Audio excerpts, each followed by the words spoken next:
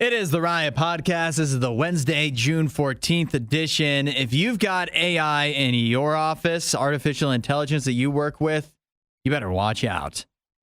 You better watch out. You better be real careful because I have a new study here that says that employees who work with AI, artificial intelligence, every day in the office are more likely to become lonely, suffer a lack of sleep, and become alcoholics. That seems aggressive. It does. It does. To dive into the study a little bit, they did this across 4 countries where they had 2 different groups of people. One group of people was told to not interact with AI whatsoever at work, where the other group of people was told to use AI for really as much as you can. And the group that used AI experienced loneliness, lack of sleep, and increased alcohol consumption after work. So therefore, I don't know. I don't understand fully I don't understand the correlation, the relationship these two things have. Why let's just AI, make some assumptions. Let's just assume. All right, let's just assume. I love assuming. Let's jump to conclusions. Let's jump around. Do you want me to start? Yeah. So let's start off with the loneliness, right? Uh-huh. That one's the easiest to figure out, right? I think that it would make being with AI can make you more lonely because people will try to substitute AI as like another person, right? Yeah. And then you realize that they're just not. Well, sometimes. Then you're even lonelier. Sometimes Then you reflect.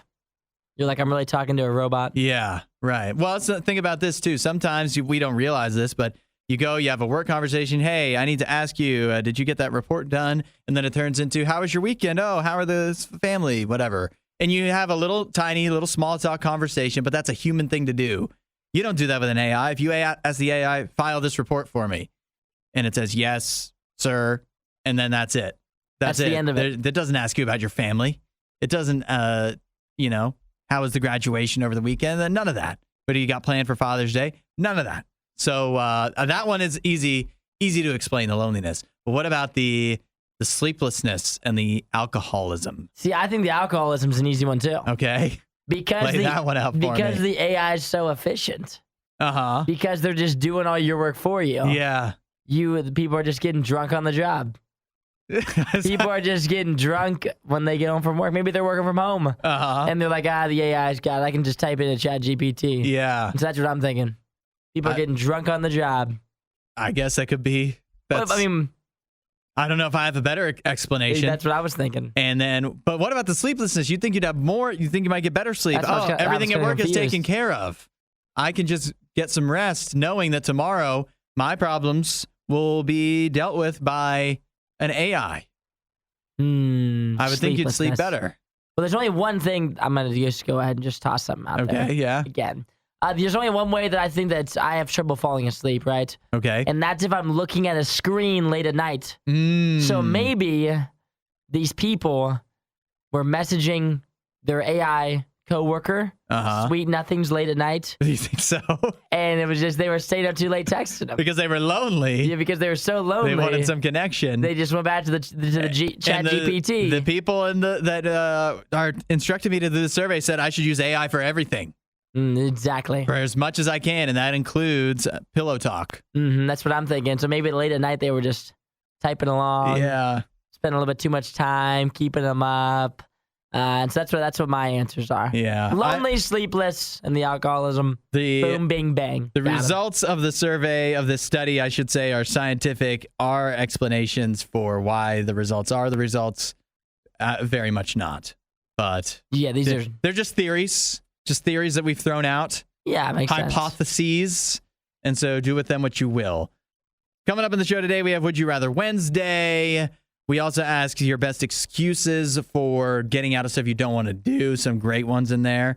And tomorrow is Choice Champions, where we will be drafting superheroes. Oh, yeah, I forgot about doing superheroes. Yeah. Oh, this is going to be fire. This is going to be controversial. This is going to be so good. I cannot wait to draft the superheroes. Let us know ahead of time your superhero ranking. Of course, you can always leave that in the comments on the Facebook or YouTube, or text it in to 8772 RadioU.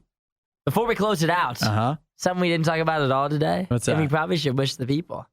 What's that? A happy Flag Day. Oh, happy Flag Day. Happy Flag Day. What's your favorite flag? You have a favorite flag? Maybe an underrated flag? We were talking about flags a little bit earlier. Not during the show, just in our side time. Obviously, I have a lot of admiration and reverence for the Canadian flag, as I am from Canada. I am torn. I have mixed feelings if we're talking state flags. The Maryland state flag, where I lived for a long time, never was able to decide if it's way too much going on or if it's actually just enough to be cool. I forgot about the Maryland. Yeah. How did we not talk about this?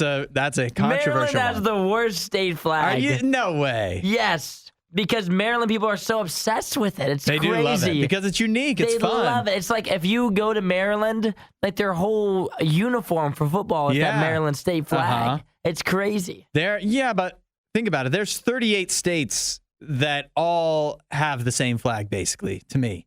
Oh, really? I think so. I think. What's the flag? It's blue and it's got like some emblem in it that probably used to have like something racist that's been photoshopped out now. Got it. And they all look the same. Utah, Mississippi, Nebraska, most of them all look the same. Maryland's actually different. Maryland, has a great flag. This might be the best flag. You gonna say it? I never say anything nice about this state. Arizona. Arizona has an amazing flag. Answer. A wonderful flag. California's flag, great too, actually. Let me look up Arizona's state flag. Oh, it's not bad. Arizona's is awesome. South Carolina has a good flag. But you quit it. What do you mean? Stop avoiding my state flag. The Ohio state flag. Are you not familiar? It's a triangle. Yeah, it's a goofy one. It's the only one that's a triangle. Yeah. It's a triangular swallowtail. Why do they do that? I have no idea. It doesn't make sense to me. I don't care for that. I think flags. But it's so unique. How would you fold that? It's so unique, though. Like it's ours right away. You're gonna love the Ohio one and hate on the Maryland one. Well, the thing about the Maryland one, it is unique, and it would be cool. I think the Maryland would be the coolest. But it's too hyped up, Like if you they don't do it silently, It can't be silently cool. Like a lot of people, if I asked them what the Ohio flag is, they wouldn't even know. But if I asked them what the Maryland flag is, they'd know. That's the one state flag they know. That's a good thing, I think. Yeah, it's a good thing. It's hyped up. It's a hyped up flag. Yeah. We ignored the American flag, which is what Flag Day is all about. I like the American flag. Yeah, the American flag's cool. It's cool. It's nice. I think it's a little, compared to some other country flags, it's a little much.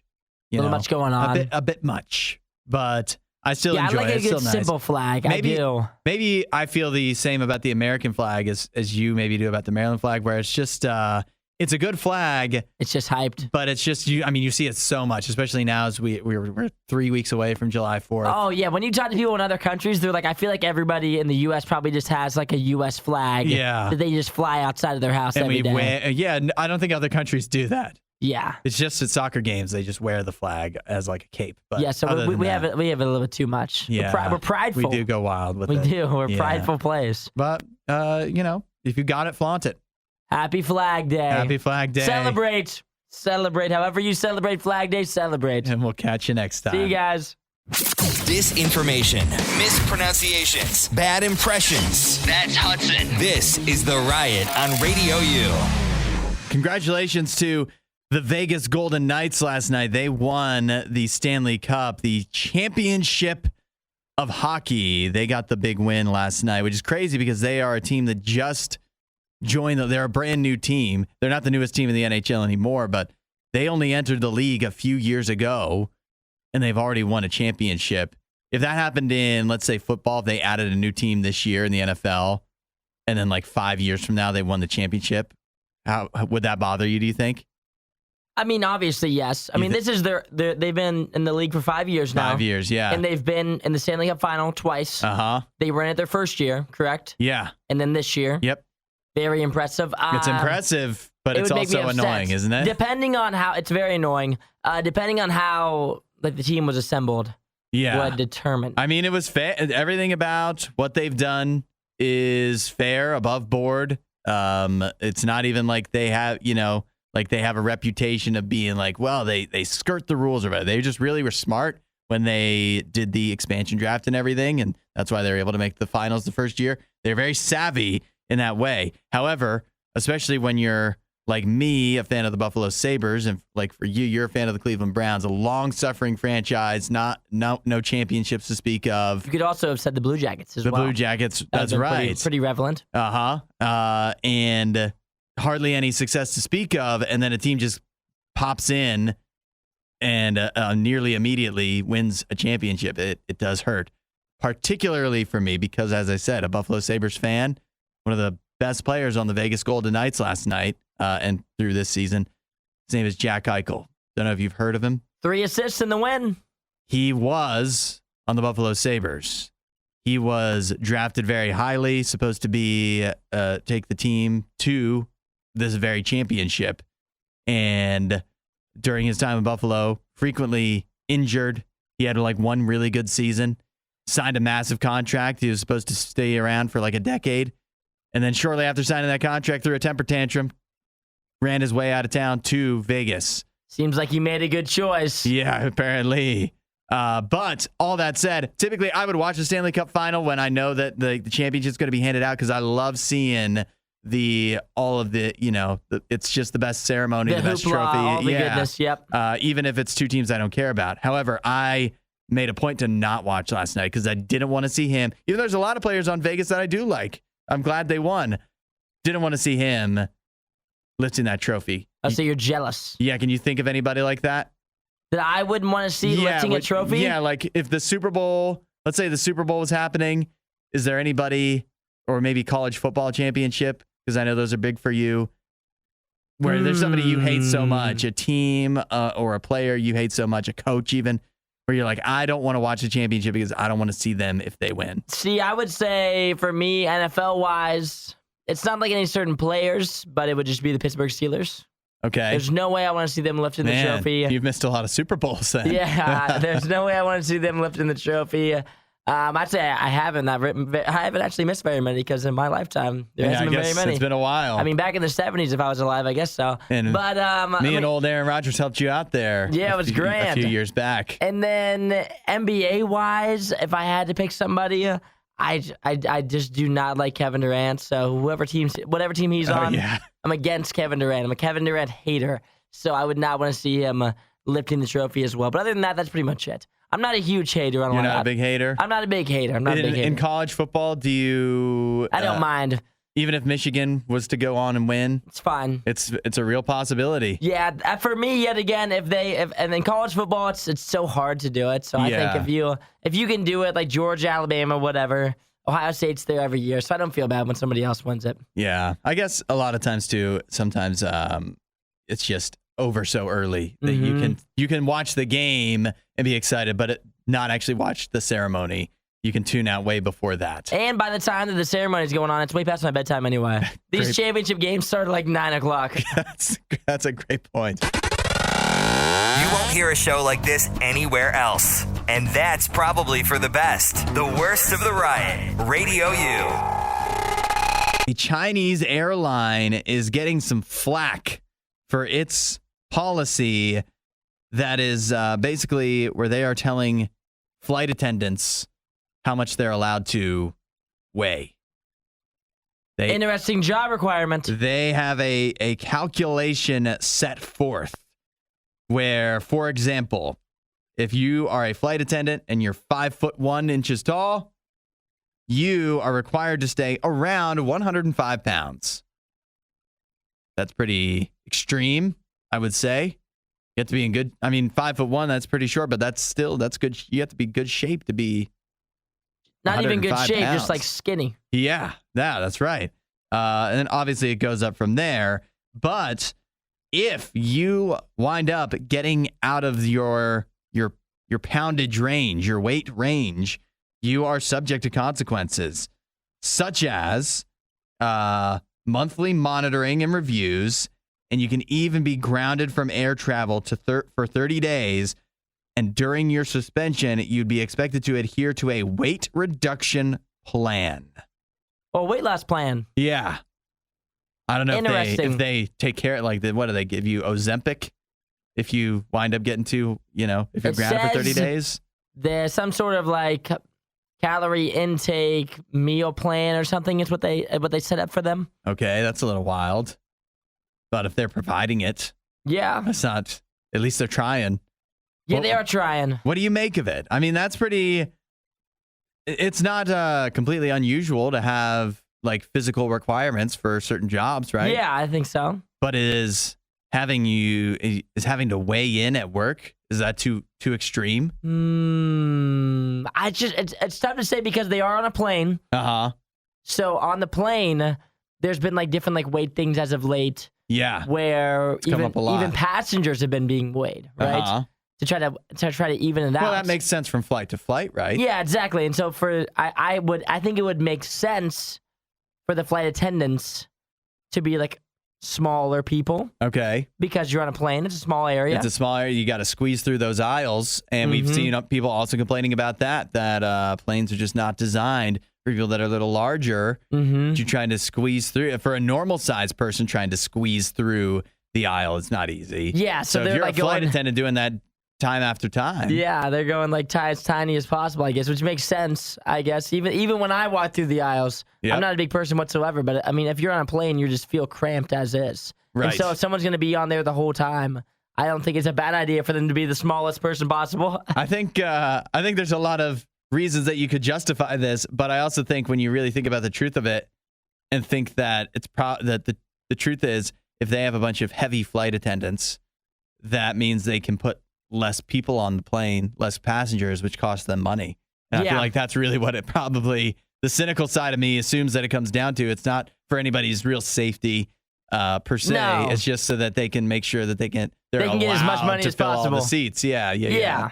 Which makes sense for them, I guess. But where is this at in China? It's Hainan Airlines. Yeah, Chinese airline. Yet again, I feel like this is. Am I surprised by this? No. Do I think it's completely right? No.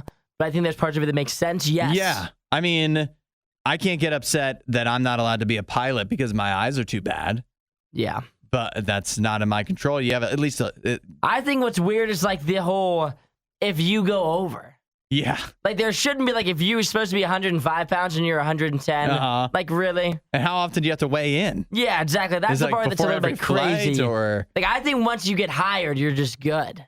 Like you should just be good. Well, you can gain a lot of weight. Yeah, but I think you're just good. I've gained a lot of weight since I started here at RadioU. I promise. I feel like you should just be good at that point. Like your boss shouldn't be like, you need to lose weight. That sounds crazy.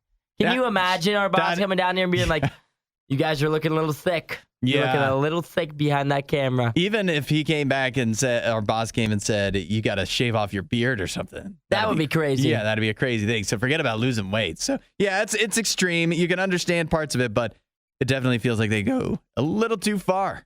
Too far. The only thing Isaiah loves more than the riot is himself. Someone who probably still lives with his mother and hates himself. You're listening to The Riot on RadioU. I've got a family in Inland Empire, California that was cleaning out a home. They believe it used to be a bed and breakfast way back in the day that was owned by their father when one of the people's father in this family. When in this home, in the crawl space in the basement, they found a bunch of pennies. And when I say a bunch of pennies, I mean they believe there's over 1 million pennies. The picture's unreal. It's crazy. I thought this would be like one big bag in my mind. How many pennies? How much? What kind of a bag would you need for 1 million pennies? Oh, a huge bag. Now that I'm seeing the full picture, which is like 50 bags full of pennies. I mean, in my mind, how do you collect this many pennies? Over the course of a lifetime? Yeah, it had to be over a long time. They say that, to give you a little background, the building they were cleaning out, they again believe, although I don't think they're 100% sure, used to be a bed and breakfast. And the father in this situation who has passed away, they say that they don't use the word hoarder, but they say he saved everything. And so that, I guess, includes pennies that he stashed away, hid in a crawl space, and it's been there since they checked. These pennies are made of copper, not zinc. which means that they're older. They were made before the 1980s. These are old pennies. They've been in this thing, probably hidden here for, what's that? If it was 83, that'd be 40 years. 40 years ago, yeah. Yeah. So you would think, too, did he, tell them that they were there? They had no idea. They have been thoroughly cleaning out this place, and so the crawl space is what they had just gotten to when they found the pennies, which now you might think, to you and me, when we're reading this, right, we're thinking 1 million pennies. Do the math on that. That is, what, $10,000? 1 million pennies? Yeah, is that 10,000? I don't know. I think it's $10,000. It's at least $10,000, right? Something like that. It sounds like that's who are you complaining about? You just found a random $10,000. But one, these pennies are heavy. As 1 million pennies, that's a heavy amount of pennies physically, and then also they've been calling around, you can't just take all these to Coinstar, the Coinstar machine, nor can you just take all of them to one single bank. They've been calling around banks, and the banks are saying, we can't take all of those. We don't have room for all of these old pennies. So they actually are kind of at a crossroads of how to actually get, they're going to figure it out. If it was me, I just go around, you just take one bag. It's just your weekly chore or whatever. You said bag by bag. They had to take them out of the basement, up the stairs, and into the trucks. It took hours to get them. It's a lot of work. You said it took a whole day just to get all of them out of the crawl space, which I can imagine. A whole day of work for $10,000, though, eventually. Easy money. I do it. Sign me up. But yeah, now I guess they just have to kind of go around and take a couple bags to each different bank in the area, or I don't know what their next step is. You said they listed the coins on OfferUp, a popular resale app, and what's it, asking for $25,000, which is more than... So is our math off? No, that's just more than double the $10,000 value in normal currency. I guess because they're so old, right? They're at least 40 years old, and they're made of they're just antiques at this point, besides just being worth a penny. The value is in the uniqueness, Ray said. Well, seems, $25,000 when it's really only worth 10. Maybe somebody would pay $10 for 1 penny, but not 25,000 for a million of them. Yeah. What are they gonna? How are they gonna transport it? I don't know. What a crazy problem to have, but I'd take it. Start paying in pennies. If I find 1 million pennies in my crawl space, you're not going to hear me complaining. Me either. Find more Riot content online. Riot.radiou.com. I've got a new way for you to lose weight, and it's even simpler than getting an Ozempic prescription. Here's all you need to do. Look at pictures of the food you want to eat. I feel like that would do the opposite. I would think it's so too. But researchers in Denmark have found that if you look at a picture of the food that you're craving, you do have to do this 30 times. But if you do it 30 times, it leads to you eating less of that food when you eat the food. 30? You just have to do it 30 times over. Are we thinking I close out of the app, I reopen up Safari, close out, reopen, out, reopen, or is this over the course of the day? Or you're just scrolling through images and interspersed in the images of whatever else is in your camera roll, you got to add in the food that you're thinking of randomly in there and just scroll through. I don't know exactly, but they do say, they say that they believe they should develop an app that could do this for people, that could recreate this study that they did, that people could just have. Because then it would do it for you. You would know it. You would tell it, or it would figure out what food you're craving at that time, and then set up the scenario where you could look at a picture of it 30 times so that you would feel fuller and therefore eat less. And over time, if you were doing this routinely, you'd lose weight. I don't agree with the survey. I think it's horribly wrong. You think you disagree with these scientists from Aarhus University in Denmark? Yeah, I think they're wrong. Because if you think about it, think about how you feel when McDonald's puts up on the TV. What is advertising then? Advertising is showing you the food that they want you to want over and over and over again. And so I feel like that makes you want food more. And think about going to the grocery store hungry versus going. Yeah, you're not supposed to do that. Yeah, because then you just want everything. Well, and so when I walk around the grocery store and I see all this food, it just makes me want it. And so same thing when I see McDonald's or Culver's or whatever it is on TV, the commercial, when I see those cheese curds pop up, I just want them. Like, I want them even more.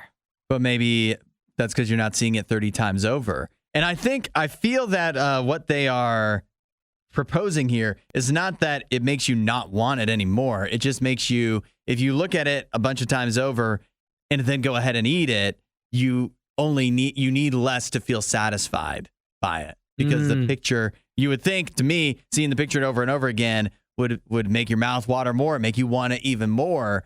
But at some point, I guess it hits not just diminishing returns, but the opposite effect where you see it so much that you actually don't need to actually physically eat as much to feel like you got what you wanted out of the equation.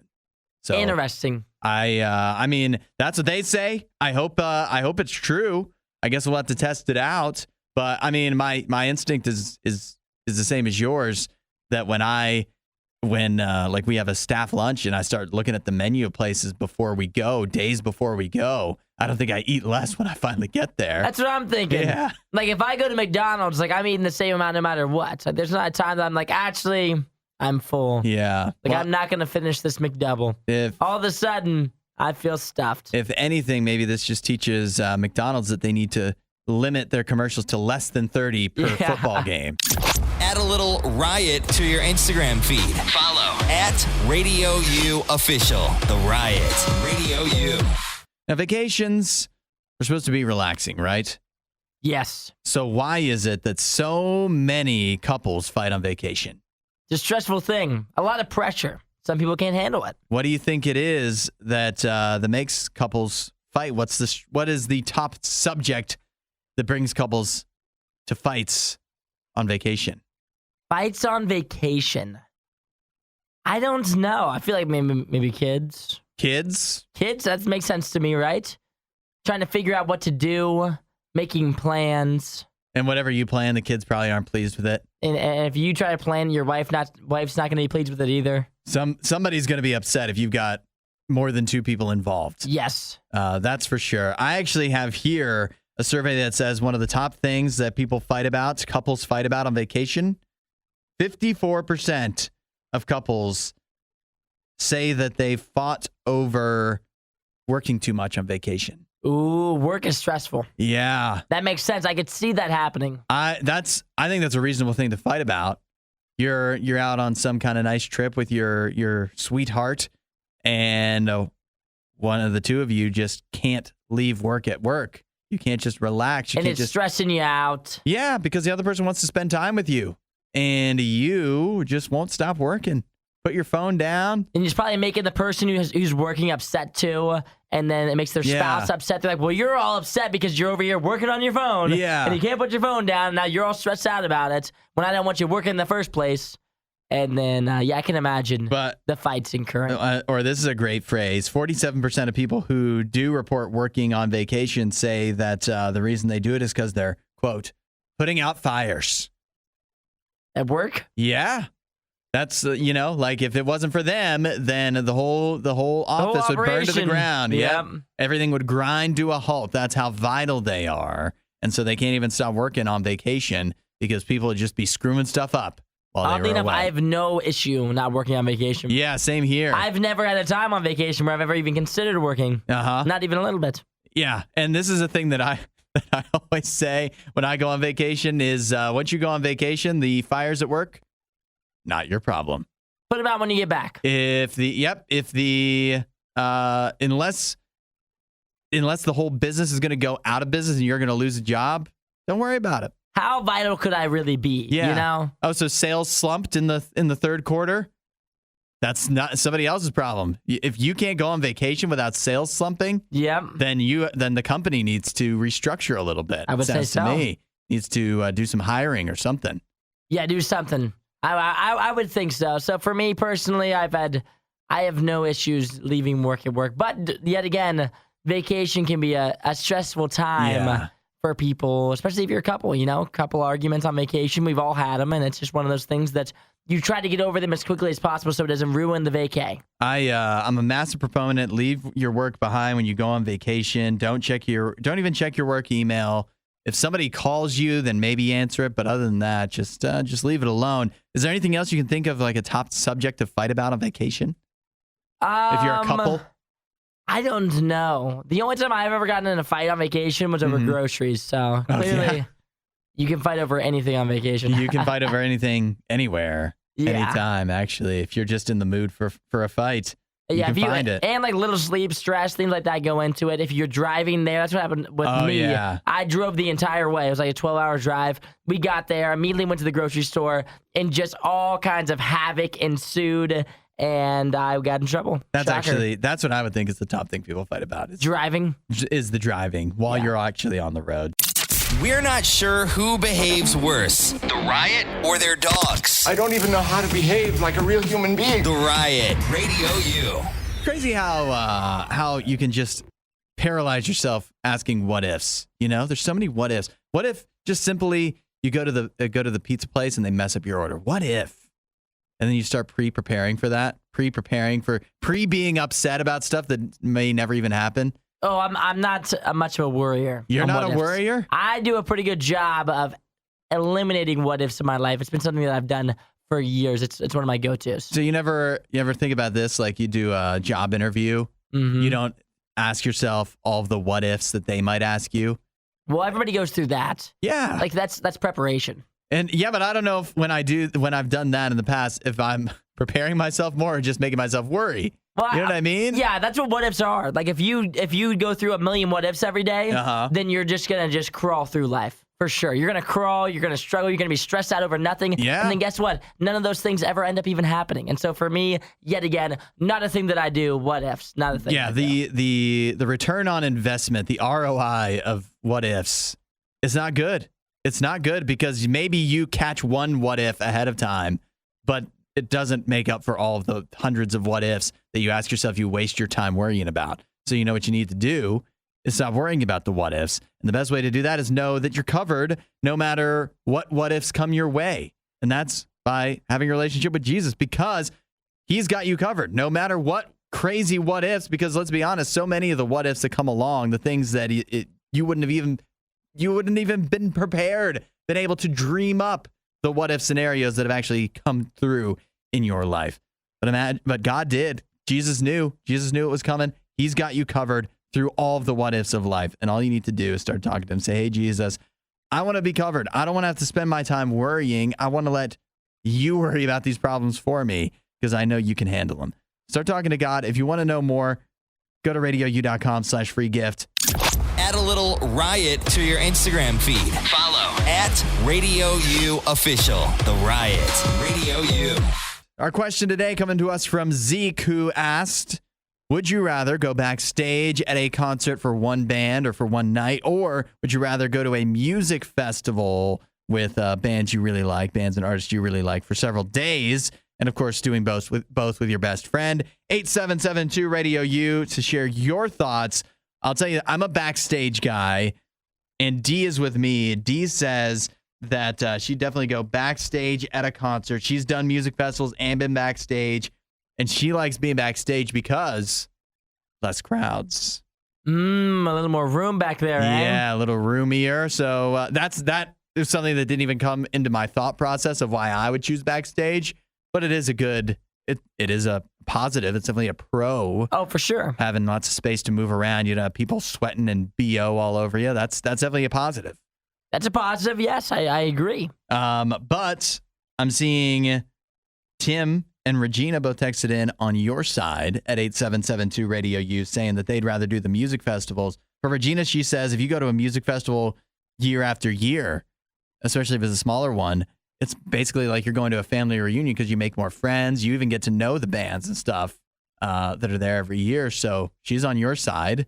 Yeah, I agree with that. That's kind of how I feel too when I go to festivals. Some of the ones that I go to every year, like it's so much better being in the crowd. You think than so? It would be even being backstage. Have you ever been backstage? Yes, I have. And I think the way that I think about it is, and a lot of my friends, this is what happens every year, and people probably have done this who have went to concerts.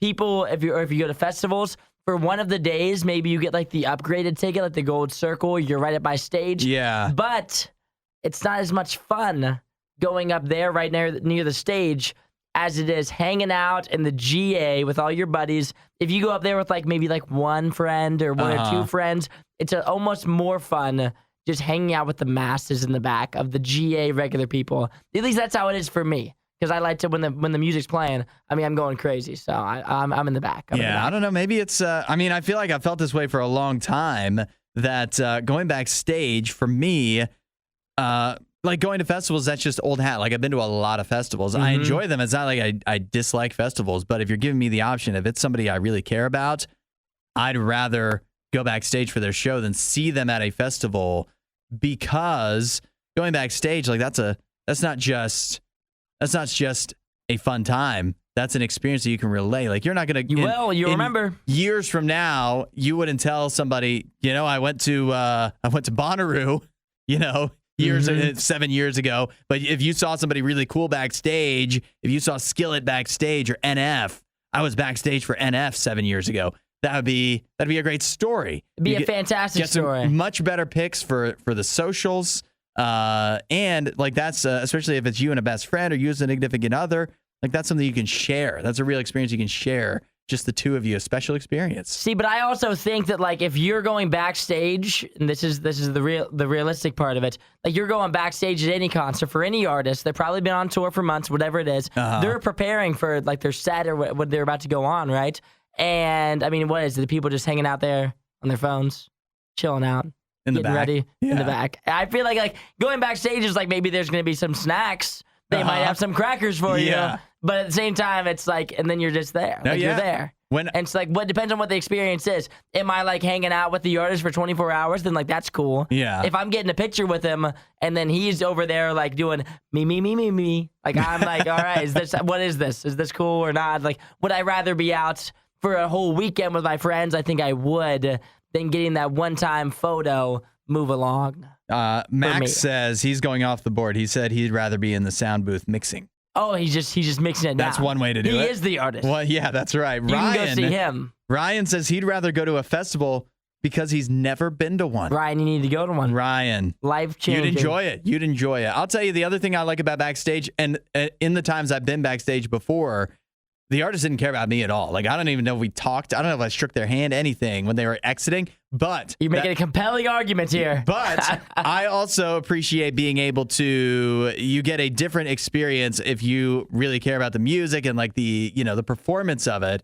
Especially for me being a drummer, you get a different view of the drummer from backstage watching the show back there than you do from out in the crowd. And so, I like the crowd experience too, but it's two different things. And the backstage experience is harder to make it happen. It's more of a special thing to me.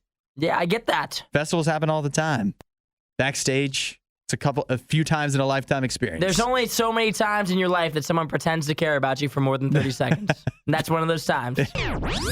Find more Riot content online. riot.radiou.com. How you'd feel about this? Let's say your dad died. Funeral's coming up. Sad start. Yeah, sad start, right? Nice. But it's going to turn around here in a second, because you go to dad's funeral and in comes a helicopter, and out of the helicopter walks your dad. Oh, he just shows up at his own funeral? Shows up in style. Alive and well. Yeah, in style, to say the least, in a helicopter. He rented a helicopter? He got a heli going for his own funeral. This happened in Belgium over the weekend. A dad worked together with a few members of his family to orchestrate what he calls a prank, where he faked his own death with, again, a few of his family members' help, and then was able to show up in a helicopter at his own funeral, where there was a mixed reaction, to say the least. I can imagine that there was probably some anger, some happiness. I can imagine that there would be some upset people. Yeah, he was definitely forced to explain himself. Now, some people, of course, you think somebody that you care about has died, and you're not in on the joke, you're not in on the prank, if you can call it that. Some people, when he arrived, ran up to him, tears in their eyes, glad to see him, so happy that somebody they thought was dead came back to life. But many other members of his family and friends, less than pleased. And so he was forced to explain himself, where he says he pulled off this whole situation because he was not happy with the treatment his family and friends had been giving him. So he wanted to teach them a lesson. He was like, you guys have been kind of mean to me as of late. So I pretended to pass away to show you guys how you'd feel if I wasn't here. That's crazy. Here's his quote. He says, "What I see in my family often hurts me. I never get invited to anything." Sorry for laughing. I never get invited to anything. You guys never invite me So I'm going to anymore. pretend to be dead. Nobody sees me. We all grew apart. I felt unappreciated. That's why I wanted to give everyone a lesson and show them that you shouldn't wait until someone is dead to meet up with them. You think it's So he's mad he's not getting invited to stuff, is what I'm hearing. Yeah, I guess he's getting left out. Parties, get-togethers. Or you a fun guy? You happy think he should hours. be invited? He must be. Maybe people don't like having him around, or maybe they just kind of forgot about him. But either way, he felt unappreciated, unseen, and so he orchestrated his own fake death and then funeral to try to teach these people a lesson. You think it's going to work? You think that these folks, his family, is going to be inviting him to stuff going forward? Yeah, no chance, right? I don't know. I'd say it's a mix. It's a mix. Because I feel like that there's going to be family members who are like, oh, dang, you were really upset about this. Mm-hmm. And they're going to try to make an effort to do it. Yeah. And then there's going to be other family members who are going to be so mad at him for doing this. But I think they'll still invite him, though. I think they're going to invite him. I think it's going to work. I think you're going to get. I think you're right. I think it's going to work on some people, where a few of these people that maybe were neglecting him before will now start inviting him more to stuff. But I think the people that are upset are going to be real upset. And if you thought they weren't talking to you before, wait till you see how little they talk to you now. But because what you did was a wild thing to do. It's a wild thing to do, but he's just been lonely. He's just been a sad guy. He just wants some appreciation. Yeah, but why don't you just spam? You know what the problem is that men can't express their feelings. You should have just said something, right? Yeah, just say something. You should have just been like, hey, I'd like to be invited to more stuff instead of faking your death. That seems like an aggressive way. If your dad just shoots you a text that you haven't invited him to such a while, and he just shoots you a text out of the blue, I feel unappreciated. How you guys should invite me to stuff. How do you think that's going to go? Yeah, I don't know if that's going to go a whole ton better than faking your own funeral. So yeah, for him it's a lose for dad here. But at the end of the day, he's gonna catch some invites now. What kind of Father's Day gifts you think he's getting? Oh, he's getting nothing for Father's Day. You think he's getting nothing? Oh, for sure. He's in trouble for a little bit, but he's gonna get invited to stuff. Oh, you don't think his kids are gonna go all out this year? I guess they just could. This year only. Make him feel better. You won't hear a show like this anywhere else. And that's probably for the best. The Worst of the Riot. Radio U. I got a question here for you. When you've got something you don't want to do, you got to get out of it. Somebody invites you to something. What's your excuse to get out of it? I go through a myriad of excuses because I'm constantly saying no to things. Myriad excuses, huh? Myriad of excuses. So on the weekends, my roommate and I, we get invited to a lot of things that we don't want to go to. And we have plans that we would rather do. And so for us, we've kind of went through how many different kinds of excuses you can have. Yeah, you got a Rolodex. Yeah, I've got a bunch of different ones. We've used everything from we have to hang out with Jim, my dog. Got to take care of that. Zafira the dog, or any dog, great excuse. Oh, fantastic. I don't know if she's always, for me, my dog is a great excuse to get out of stuff completely, but it is a great excuse to leave early. Yeah, I got to go let the dog out. I'll go, and the other thing too is if I go to the event, which usually what happens, the only time I don't want to go to things is if they're far away. Like if they're like 40 minutes away, I get invited to a lot of things. They're like 40 minutes away. I'm with you. And then I don't want to go to those. And so if I do end up going to those, then I'm for sure leaving early. I'm not staying late there. But usually it'll be Jim. He's my go-to excuse. I'm trying to think of my other ones. Recently I actually used we don't feel like it. Oh, so you basically just said no. We just said no, which was wild. We hadn't done that before because like it was like a bunch of our like buddies who yet again they live like 45 minutes from us, and they asked us to do things, and we live on like the other side of town. Like we don't live near you, and so when you invite us all the way out there for something, there's gonna be times when we're like we just like don't feel like going all the way over there. Yeah. And so the 2 weekends ago, I can't do it because I can't do that. Yeah. But my roommate was on the phone with one of them. They called him. They were like, you guys coming? And he's like, no, we're not coming. They were like, why? And he was like, I'm going to be honest, we just don't feel like coming. Like, we just don't want to come. It's far away, driving all the way out there, and then having to drive back. So that was impressive. I couldn't do that. He did it, and then I was like, silent support, yes. I also am not coming. If you've got a good excuse, a good go-to excuse you use to get out of stuff, let us know. 8772 Radio U. You know what? We'll even, if you don't want us to use your name, so that your excuse doesn't get out there in the open. Yeah, that makes it better that way. Everybody doesn't know you've been lying to them the whole time. I remember them saying that, actually. Why doesn't Ronald want to ever come? Now I know why he never shows up at my parties. Makes so much sense. Yeah, because he's got a dog. He doesn't actually have a dog. 8772 Radio U. Let us know what your excuse is. Disinformation, mispronunciations, bad impressions. That's Hudson. This is The Riot on Radio U. Question is, what is your go-to excuse to get out of doing something or going somewhere you don't want to go? Isaiah and I both, you can use the dog to at least leave early for me. You have a dog? Yeah, got to get home and let the dog out, feed the dog, that kind of stuff. Early departures. Yeah. Which can be helpful. Uh-huh. And you said your roommate has recently gone to... No. We don't feel like it. We just don't want to go. Yeah, which is amazing. Savage. It is amazing. Too much for me. I couldn't do that. Yeah, it's too much for me too. Because I was thinking like I wish in the United States we could just normalize saying no. Normalize no. Like, no, I don't want to do that. Yeah, actually. People can ask you to do stuff. They can freely ask. You should freely be able to say no sometimes. Like bonfire, I'm out. Without an excuse, without a reason. Going to the lake, I'm out. Yeah, I don't want to. Cookout, not going to be there. Yeah, that would be great. But am I going to be the one to pioneer that old tactic? Probably not. Getting some good texts, though. Amanda just always says, I say my mom needs help.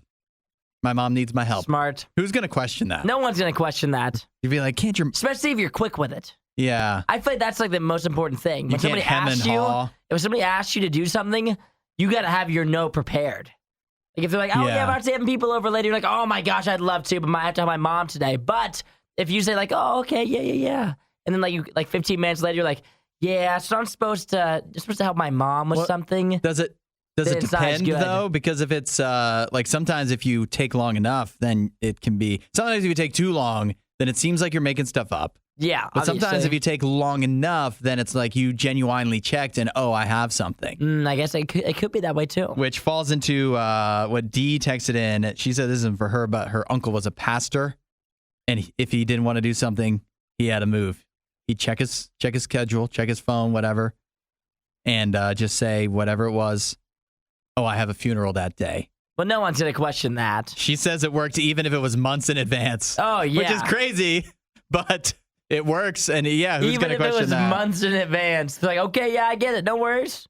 Kimmy texted in. She just says she'll always say, I already have plans. Easy enough. But what if somebody questions you on that, though? Then you're really going to play that close to the vest, be like, I don't really want to share that with you. It's private. That's a tough move. Yeah, it leads to follow-up questions. Alex texted in. I love this one. Alex says, whenever I don't want to go to something, I just say that I'm going to Pittsburgh that weekend. Whoa. And then... That's a big ask. And then he always goes to Pittsburgh because there's always something to do. So he doesn't... Wait, what? Yeah, he follows through. Nah, I'm just going to go to Pittsburgh. He doesn't make up an excuse. He makes up an excuse to go to Pittsburgh. Wow, that's impressive. Yeah. I feel like that's a lot of commitment, but if you don't want to go to something bad enough, then sometimes you just have to make plans. That's some impressive, that's some real follow through there. And then Ryan just says he can't say no. He can't say no. Yeah. Well, if it's something funny, he says if it's something fun. I don't think any of us can normalize no. It's too difficult. You have to be built so different to do How about this one just texted in? I'll tell them my wife said no. Just throw her blame under. It on the wife. Throw her under. Oh man, that's a total throw her under. Total dude move. The guys will pull off. And you better hope she doesn't hear you say that. See, for me, I think you have to ask your wife on that, because if it's somebody that knows her. And then they think that she's always shutting you down. You got to watch. You got to be careful. You got to be careful with that. Sometimes my wife would be more mad if I said that than like. I'd rather go to the thing than have my wife be mad at me because it sounds like she's shutting me down. But at the same time, if it's like your friends, like just your guy friends or whatever, then you're for sure throwing that out there and you're not even checking. Yeah. If you don't want to do something, you're like, my wife said no. If it's you and a bunch of guys, though, that's just code for I don't want to go. It could then be you that might as too. well just normalize saying no. Wow. Well, we've got a lot of options now for things you can say, get excuses to get out of doing what you don't want to do. 8772 Radio U if you've got a good one. That's enough of that. For more Riot content, head to riot.radiou.com.